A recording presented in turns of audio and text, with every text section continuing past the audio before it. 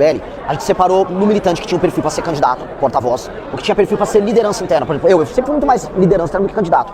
Perfil organizacional, de montar evento, organizar reuniões, de liderar o grupo, cuidar do grupo de WhatsApp. E o perfil intelectual. Aqueles que tinham um perfil mais intelectual, que queriam estudar, já estavam em boas faculdades, que tem como perspectiva atuar muito mais na formulação do que na execução, a gente separou para fazer plano de governo. E essas pessoas ajudaram a criar os livros, os fascículos 1 a 6 do livro amarelo.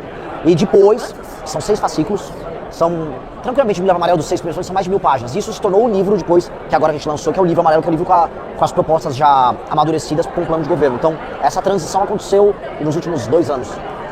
Qual que foi, assim, as principais teorias que essa ala mais intelectual, vamos chamar assim, do IBL, usou para conseguir colocar nessa lei?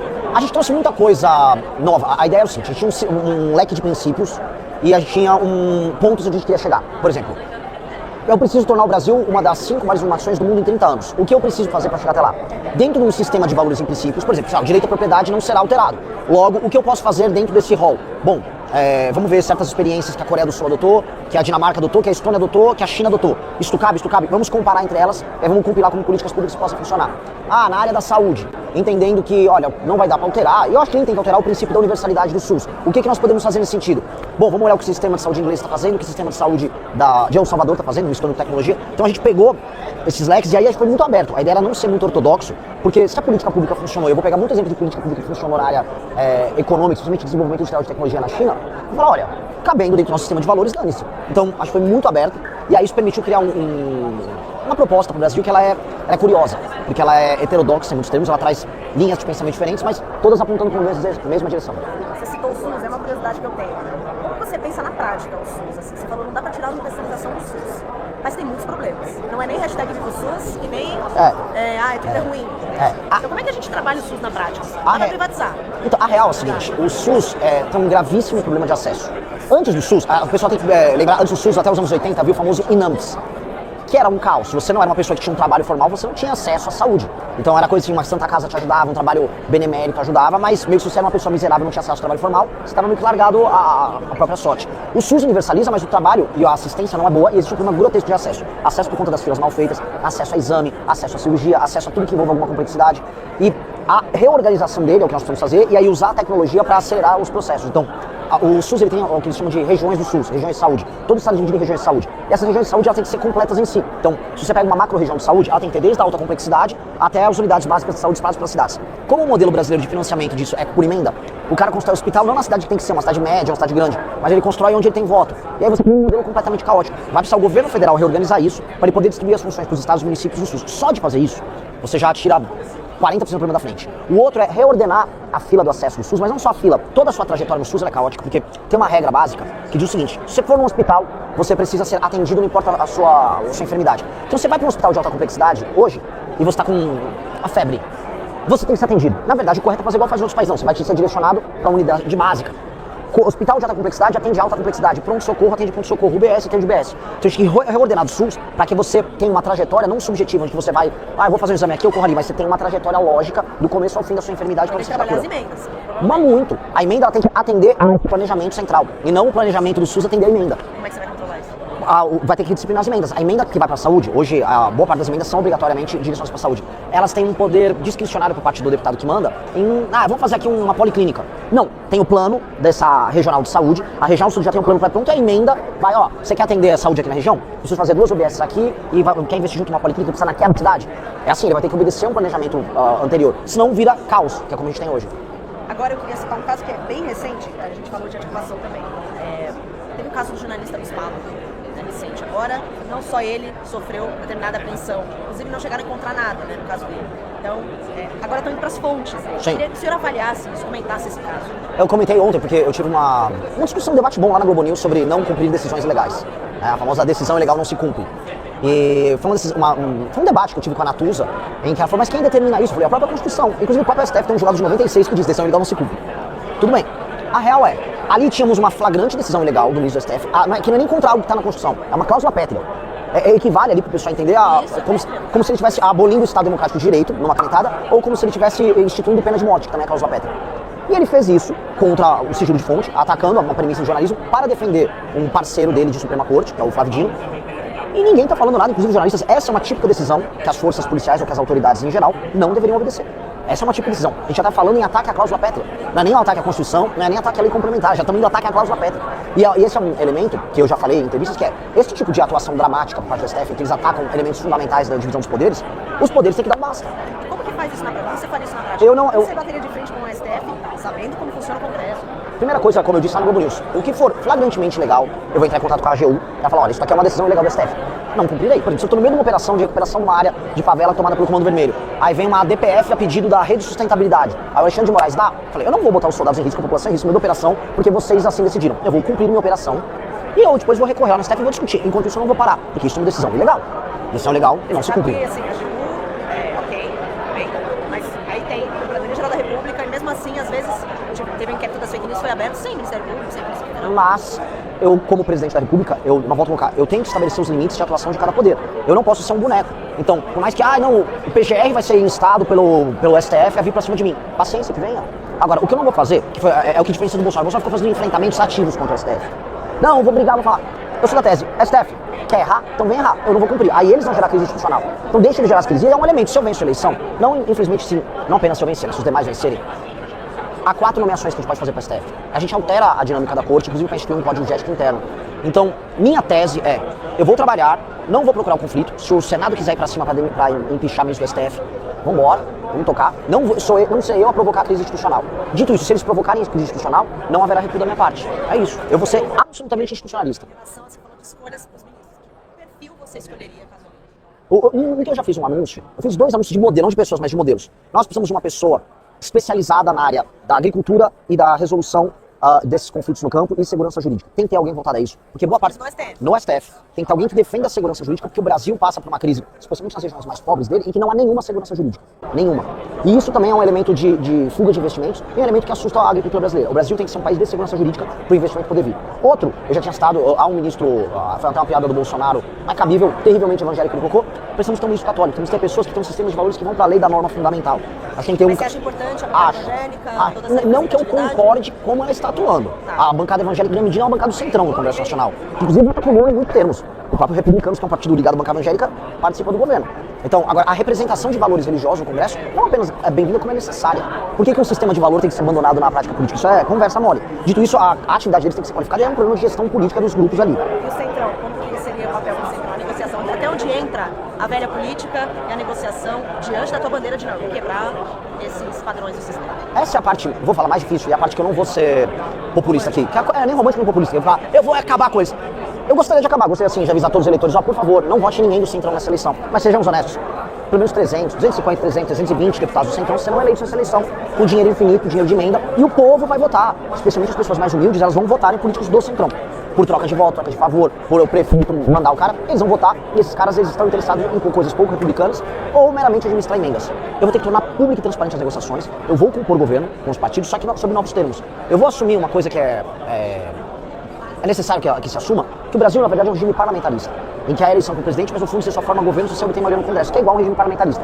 Logo, eu vou ter que formar governo igual regimes parlamentaristas fazem. Eu vou exigir uma resolução dos partidos que quiserem compor governo conosco, resolução vinculante à bancada para votar nesses temas, e aí com isso eles podem aderir ao governo, e podem quer nomear um ministro, uma área, ele vai tocar o programa que você assinou a resolução. Não vai ter, eu quero porteira... Não vai ter porteira fechada de nada. Vamos compor governo, e aí vamos fazer uma maioria. Não vai ser a maior das maiorias, mas vai ser uma maioria para passar projetos de maioria simples, e nas PECs, que aí são os grandes projetos estruturantes, caso a caso. E aí trazer a sociedade civil para isso. Eu vou da segurança pública de forma objetiva. O que é prender o matou?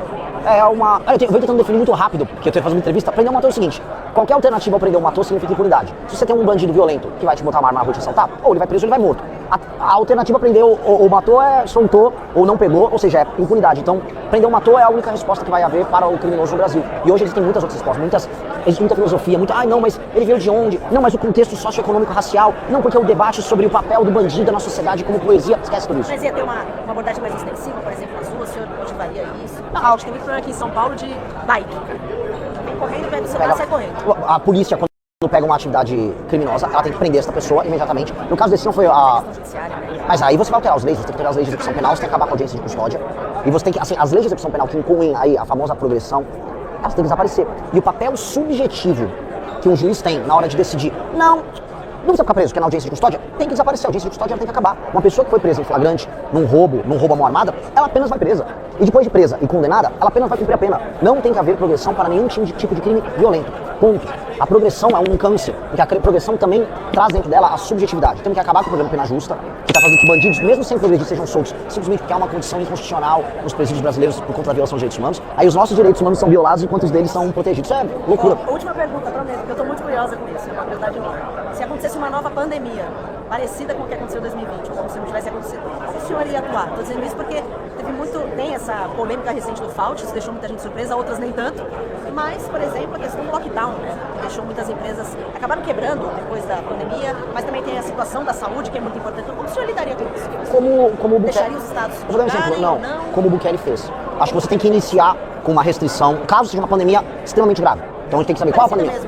O modelo do Covid. Olha, é a expectativa de contágio muito alto, muitas mortes. Você começa com um lockdown e precisa começar uma restrição. E aí você começa a fazer os planos de saída, porque uma coisa é você querer tirar rapidamente as pessoas daquilo, outra coisa é você ficar amando a ideia de estar com máscaras e falar que o SUS, democracia é lindo, que foi basicamente um sistema utilizado por regimes. Vamos falar a União Europeia tocou muito isso, a gente viu isso por parte da imprensa aqui no Brasil. A ideia de que o controle gerado pela pandemia, ele efetivava o maior poder do Estado sobre a vida das pessoas, e isso houve. Mas do outro lado, você ouve também discussões ridículas e esdrúxulas sobre, solta tudo, não, tem que abrir os negócios. Não, cara, uma coisa é um dono de um negócio que quer tocar a empresa dele e é autônomo e vai de carro pro trabalho. Outra coisa é uma pessoa pobre que tem aqui em São Paulo que vai pegar um ônibus lotado, e essa pessoa pode pegar o Covid, como muitos pegaram e morreram, e levar a doença pra família delas, as famílias mais pobres. Elas que... seguraria por quanto tempo? Não, aí eu tenho que... Não, eu não posso falar que eu vou segurar por 7 meses, por 3 meses. Aí você vai ter que olhar o desenvolvimento daquilo, vai olhar o desenvolvimento das respostas, das vacinas, dos tratamentos. Você vai saber cidades que não tem tanta aglomeração urbana, em que você pode começar a liberar o comércio, liberar o funcionamento das coisas, e locais em que você vai ter que ter uma restrição mais forte. Tem a saúde e a economia andando ali. É óbvio, isso é um ajuste muito fino, em que quando você erra, você pode errar muito e matar pessoas com o seu erro. Ao mesmo tempo, você não pode criar um processo de sufocamento da economia, porque isso vai gerar um dano enorme a longo prazo. Da vacina essa é uma discussão muito importante, porque quando você roda o Brasil, eu imagino só, estava em Marajá do Sena, onde que as pessoas bebem água de esgoto. Eu, graças a Deus, pude filmar e mostrar, este é o nível do Brasil. Aquela pessoa, o Estado vai ter que direcionar o que ela vai fazer. Aquela pessoa não está discutindo se há uma questão de essa vacina vai permitir que ela entre ou não no aeroporto, porque ela nunca vai botar um pé no aeroporto. As pessoas mais humildes no Brasil precisam de assistência do Estado porque não foi dado nada para elas. Aquela pessoa fala, você vai ter que se vacinar. Não há o que se fazer. Todas as doses, independentemente. Eu não sou uma pessoa, quando são 3 doses, 2 doses, eu não vou aqui falar porque eu não sou médico. Porque a função do poder público nisso é, aquelas pessoas, especialmente numa posição de carência absoluta, elas vão precisar de uma assistência e de um papel próximo do Estado. Porque as pessoas não são iguais e as pessoas exercem suas liberdades de maneira diferente. A liberdade de uma pessoa que mora nos lugares com IDH mais baixo do Brasil, ela é objetivamente, não nominalmente, porque isso é uma liberdade nominal que a gente pode botar na Constituição, eu falar de maneira principiológica.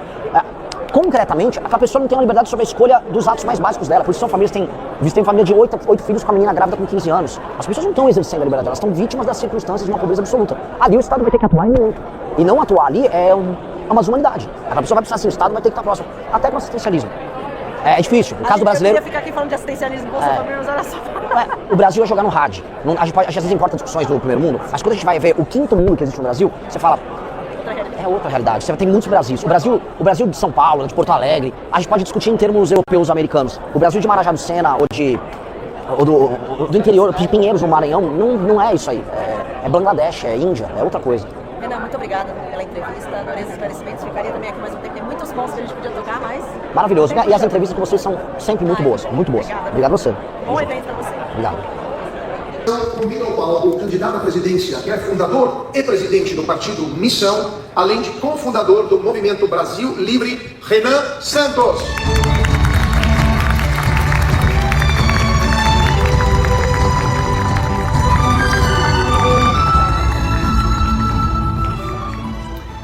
E para realizar a mediação, convido Karine Escolim, presidente do Grupo Voto, e Thiago Antonioli, presidente do IFL São Paulo.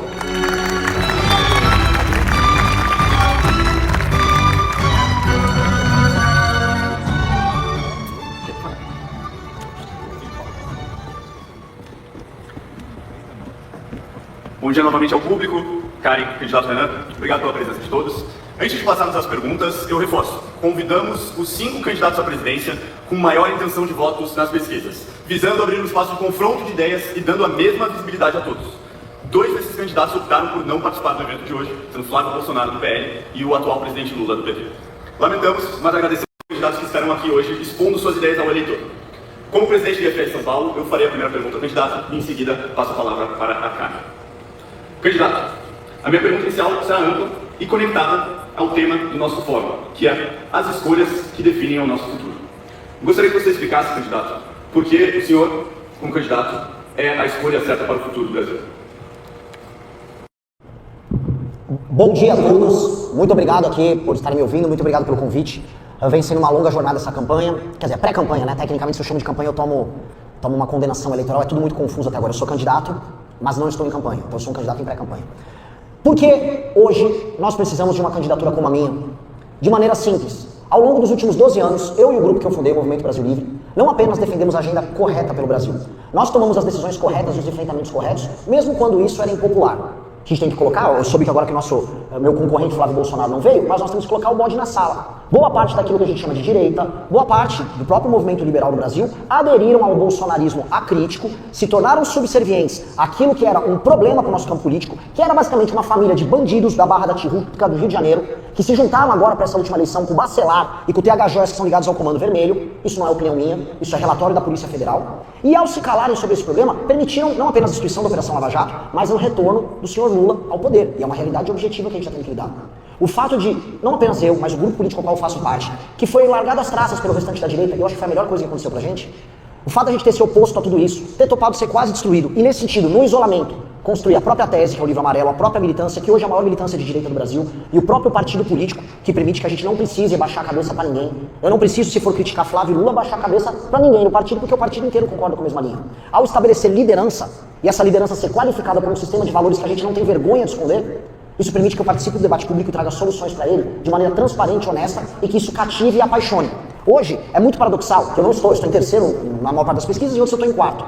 Mas faço isso com muito menos recursos que os demais e com uma militância muito mais quente, muito mais ativa. Por que há esse recorte de uma militância mais jovem, mais quente, mais ativa conosco, sendo que os demais não têm? O que nós fizemos que os outros não fizeram?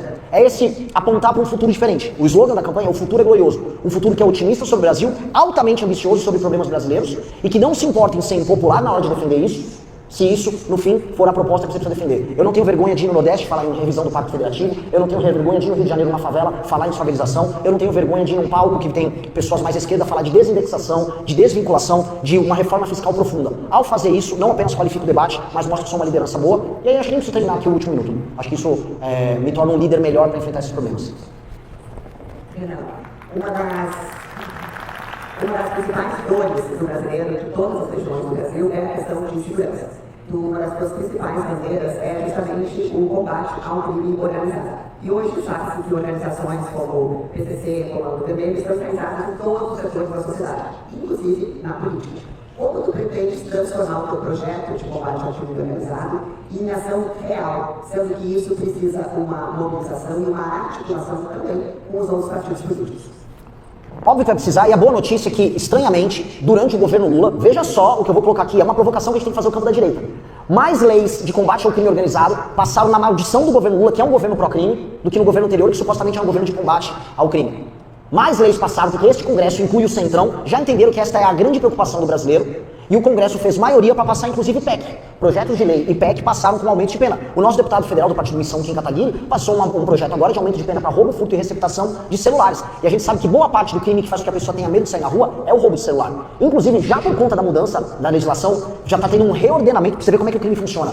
No funcionamento do negócio do roubo de celular, em alguns lugares eles já estão mudando a dinâmica para roubo de alianças. Então uma mulher ou um casal tem uma aliança de ouro, o bandido já está indo atrás da aliança também. Por quê? Porque ele já está tendo que se adaptar a uma circunstância nova. Mas isso são projetos de lei que passaram agora, mesmo no governo do PT. Pois bem, o governo nosso não acredita que terá dificuldades em passar projetos de lei de aumento de pena, de alteração na lei de execução penal, para que a gente acabe com a maldita progressão de pena como ela acontece hoje, para que a gente possa enfrentar e destruir o crime violento. Então essa parte do Congresso, não creio que seja o maior dos problemas. O grande desafio é, passar um estado de defesa e uma garantia da lei e da ordem em locais específicos, não em todo o território nacional, para que você possa fazer a reocupação de territórios. Eu estou falando aqui do modelo do Comando Vermelho, que é o modelo de ocupação horizontal de territórios. A gente reocupar o território, pegar, prender, entrar em conflito se necessário, matar alguém se necessário, faz parte do jogo. Se não se entregar, vai ter que encontrar o papai do céu ali.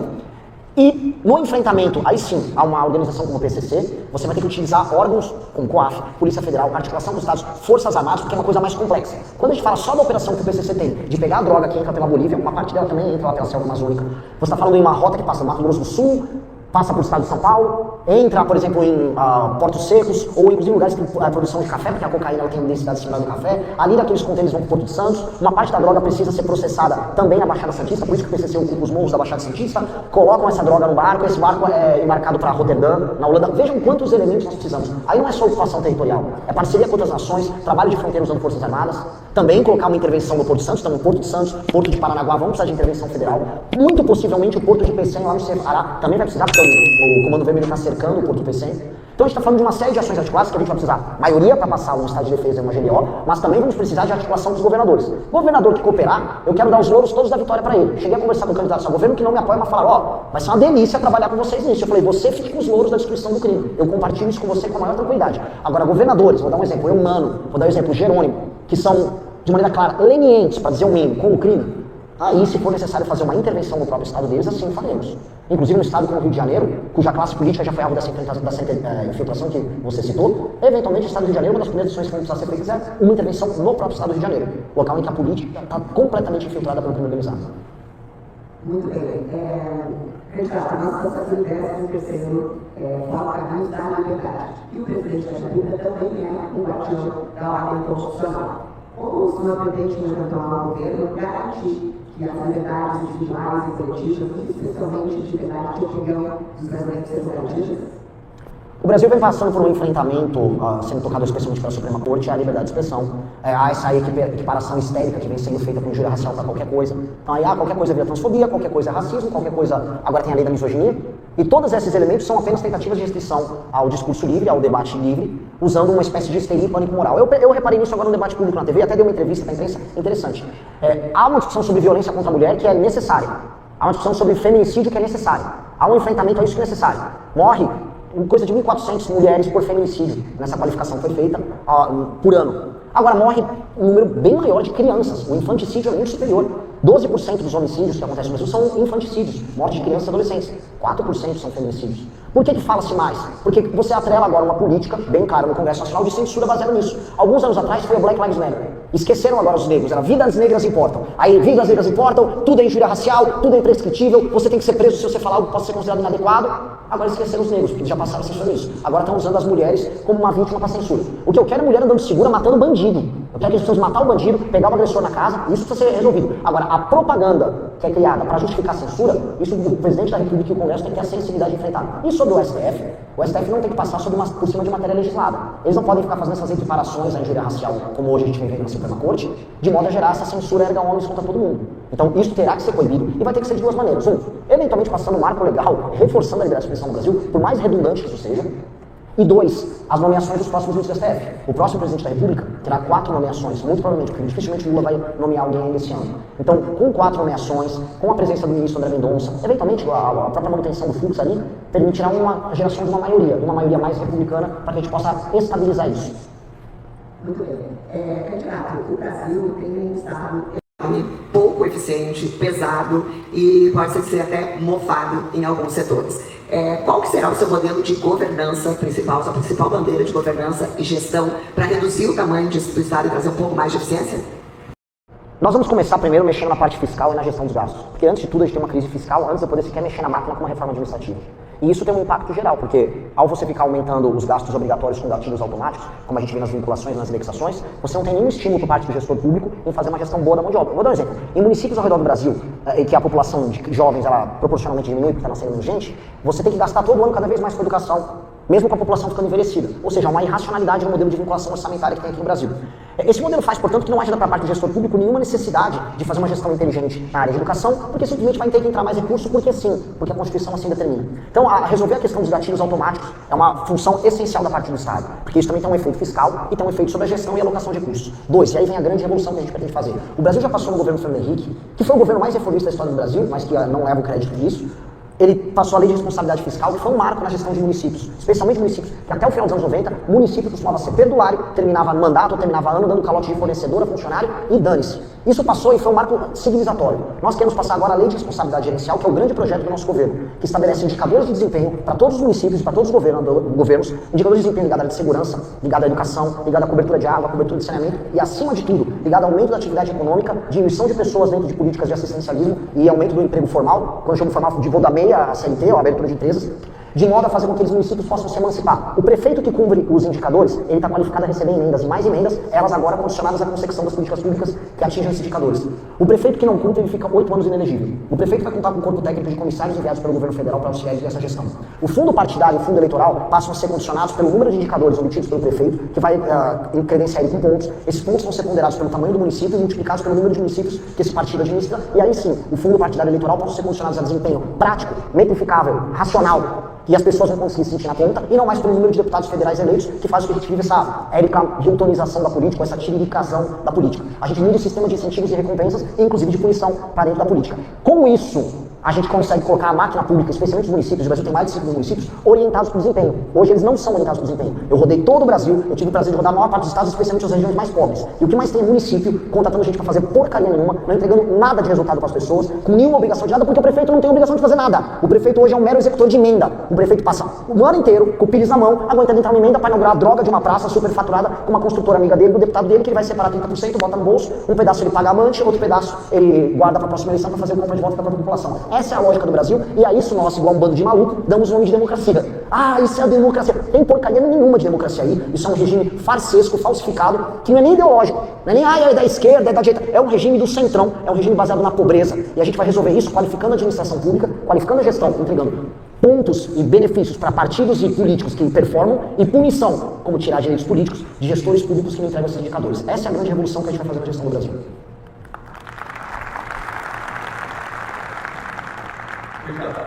O senhor se diz ajudador do presidente de El Salvador, na época que orientou medidas drásticas para o enfrentamento do crime. Você acha que você gostaria de ser considerado na MPT brasileira? Eu quero um dia que eu falei que o Bukele é o Renan Santos e o salvadorenho. Porque eu acho que na América do Sul, na América Latina como toda, a gente tem 3 grandes problemas a enfrentar. Todas as nações apresentam grandes problemas fiscais. Isso é típico. O Milei está fazendo um enfrentamento mais agudo a isso. Todas, ou quase todas as nações apresentam um problema com cartéis de drogas. E o Bukele fez um grande enfrentamento a isso. E todas também apresentam problemas, oriundos do período da colonização, de patrimonialismo exacerbado e oligarquias políticas e famílias que vivem da pobreza e que contaminam a política. Todos. E esse é um problema que, creio eu, nós seremos, com a proposta que eu mostrei para vocês, respondendo a pergunta anterior, nós seremos capazes de resolver. A situação, o Bukele nos inspira e muito porque ele fez um enfrentamento corajoso e entregou para El Salvador, que era um povo desiludido, como quase todo o povo da América Latina, a ideia de que eles conseguem enfrentar o problema e resolver. E aí, El Salvador está tendo um surto de autoestima. O mundo de China e Estados Unidos estão investindo lá, empresas de Big Tech estão investindo lá, o novo sistema de saúde dele, que está inspirando uma parte da nossa proposta de saúde, foi feito em parceria com o Google, é genial. Ou seja, ele está se tornando um gestor público para muito além da questão da segurança pública. Mas ele teve que enfrentar, de maneira excepcional, uma situação de excepcionalidade, que era viver um país que é um narco-estado. Você não vai derrotar um narco-estado adotando políticas convencionais. Eu não vou poder chegar pro Doca, o Urso, que é o líder do Comando Vermelho, hoje de campo, lá que culpa o Morro do Alemão, e falar, não, você vai ter um juiz de garantias. Não, Doca, você vai ter progressão de pena. Isso é papo de maluco, isso é papo de gente doida, xarope, e isso vai ter que ser enfrentado. O Comando Vermelho se prepara para a guerra. Ele está usando técnicas que estão sendo utilizadas na guerra na Ucrânia, já para a ocupação de território lá no Rio de Janeiro. Nós vamos ter que declarar guerra ao Comando Vermelho. Nós vamos ter que declarar guerra ao PCC. O que vai nos diferenciar é que é o seguinte, El Salvador não tinha um cartel do porte, do tamanho e da complexidade do PCC. O Noboa, no Equador, tentou fazer uma transposição do método Bukele para o Equador. Só que o Equador tem o Los Lobos, que é uma facção, que não digo que é um PCC, mas ela é mais complexa. E aí ele começou a bater na parede, porque nessa complexidade ele precisava de outros elementos que ele não podia aprender com El Salvador, porque a situação do Salvador é diferente. O nosso enfrentamento, por exemplo, ao PCC, necessariamente é diferente. A situação brasileira vai ser diferente disso. Agora, para a política de reocupação de território, destruição de gangue, que faz aquela ocupação cruel em favelas e cidades pequenas, vai ser muito parecido com El Salvador. Agora, candidato, 4 minutos das suas considerações finais. Eu acho o seguinte, nós estamos lenhados. O Brasil passa uma crise absurda de liderança. E essa crise de liderança, ela é total e completa culpa nossa. Total e completa culpa. Aqui eu estou num lugar que é o Instituto de Formação de Líderes. Eu já falei também na Faria Lima, eu falei com o pessoal do agro, eu já falei com industriais, eu já falei com todo mundo que em um país saudável estaria ocupando posições de poder de maneira mais natural. A real, vocês estão aqui no Instituto de Formação de Líderes, no evento que fala de liberdade e liderança, mas vocês lideram muito pouco. Qualquer político vagabundo do Amapá manda mais do que vocês, seus pais e os políticos que você votam. Vocês são só um burro de carga desses caras. E ao invés da gente todo mundo se unir num projeto que faça um takeover, que tire o poder deles e entregue o poder para quem é produtivo, o Brasil, em grande parte, se ilude com a farsa bolsonarista. que é a nossa droga, que é a droga que ilude o Brasil produtivo. O lado de lá, que é um misto de PT com Centrão, ele está muito bem organizado. Os estados do Nordeste, os estados da região Norte são administrados por uma coalizão. Tem coalizão mais clara sobre isso que o Barbalho, no Pará, que é o patrimonialismo mais velho misturado com o discurso de esquerda. Eles fazem uma cópia, andam com ambientalistas e ao mesmo tempo desviam dinheiro para a família que administra isso. Isso representa esse modelo que nos administra e que nós somos escravos e no fim não lideramos nada. O que eu proponho com a nossa candidatura é trocar, inverter os papéis e entender que nós temos um papel histórico de entregar o poder para quem trabalha e produz. E é sim uma guerra, e sim nós temos muito pouco tempo. A pior coisa numa guerra é ficar numa ilusão. Se na guerra contra o crime organizado a ilusão é achar que do Comando Vermelho eu vou atuar, como é proposto por parte do jornalismo, de maneira olímpica, de maneira bacana, atendendo a todos os preceitos que eles consideram corretos dentro dos princípios basilares dos direitos humanos pós-88 aqui no Brasil, isso é ilusão. Outra ilusão é achar que Flávio Bolsonaro ou pessoas que puxaram o saco do bolsonarismo nos últimos anos estão interessados em algo além de negócio ou voto fácil falando as coisas fáceis para o eleitor, que é o que está acontecendo no Brasil. Estamos refém de um Lula que está em primeiro nas pesquisas e do outro lado de um farsante, de uma família de farsantes que enganou o Brasil produtivo e que levou o voto do Brasil produtivo por todos esses anos. E com todo respeito, porque eu não vim aqui também para fazer amigos, eu vim aqui para falar o que eu penso. Grande parte da elite empresarial brasileira achou bacana, achou legal e se calou. O meu grupo político quase acabou por fazer o que tinha que ser feito. Eu tenho muito orgulho de ser hoje o único dos candidatos livre para falar o que eu acho deles, livre para enfrentar Lula e Bolsonaro, livre para liderar a nova geração e livre para ir construir um projeto que entregue de verdade o poder para o Brasil produtivo contra os maiores inimigos nossos, que eu volto a colocar, é o Brasil não institucional, o Brasil do crime e hoje o Brasil do like.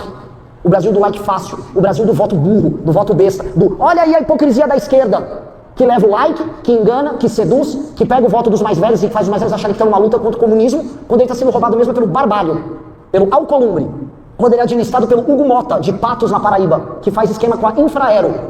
Eu não consigo aceitar isso. Só que a gente tem que tomar decisões difíceis. Porque se quer ser livre, se quer ter liberdade, tem que ter antes de tudo coragem. E por vezes, coragem demanda ser impopular. Eu sempre falo, a voz do povo não é a voz de Deus. A voz de Deus é a voz dos corajosos. E coragem às vezes se expressa em ser impopular e nadar contra a corrente. E esse é um alerta que eu faço. Se enquanto a gente ficar sendo tolerante com gente que não merece tolerância, com gente que não vai em debate, como o senhor Flávio Bolsonaro, que não veio aqui apresentar as ideias, enquanto a gente achar que não faz parte do mesmo campo, a gente vai se lenhar e vai continuar perdendo. Então isso aqui é um convite para participar de uma aventura? Claro, adoraria ter o apoio de todos vocês, mas acima de tudo é um alerta. Um alerta que se continuar repetindo as mesmas estratégias, vamos todos nos ferrar. Muito obrigado.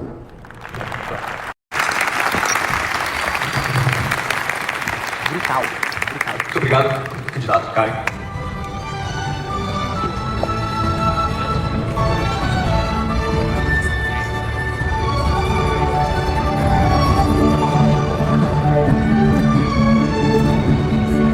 Like na live, pessoal. Que discurso final.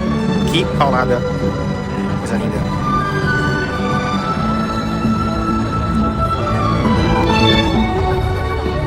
A live continua. Vamos procurar nossos guerreiros de novo. Opa. Like na live. Lembrando, pessoal, dia 16/8, esse domingo, a partir das 13 horas, no Largo São Francisco, aqui em São Paulo. Vamos dar o primeiro ato de campanha. Você é de São Paulo, você tem a obrigação de ir. Isso tem que confiar na nossa capacidade de convencer as pessoas e na quantidade de energia que o Brasil tem em querer mudar as coisas. Se o Brasil continuar apático, você vai ter Lula e Flávio e você vai ter a reeleição do Lula. Mas você acredita no segundo turno você é Lula? Com certeza. Se não tivesse, eu não estava pegando doença no Pará, 8 pneu furado no Maranhão. Eu tenho uma crença verdadeira nisso. Valeu, Renan. Obrigado. Seja muito bem-vindo e a gente vai te receber no FL como presidente. Mas, por favor, vamos ir no palácio me entrevistar também. Valeu. Amém. Vou tirar uma foto. Valeu. Você pegar seu mic, não? Cadê? Comigo também? Não sei. Que mic? Pessoal, deixa eu voltar pro meu mic aqui. Obrigado. Hoje, blockchain? É, agora blockchain no Rio, vai ser bem legal. O Busnello vai junto? Vai ser sensacional. Gostou do conteúdo? Fortaleça o canal, inscreva-se, deixe o like e ative o sininho. Informação sem enrolação. Até a próxima!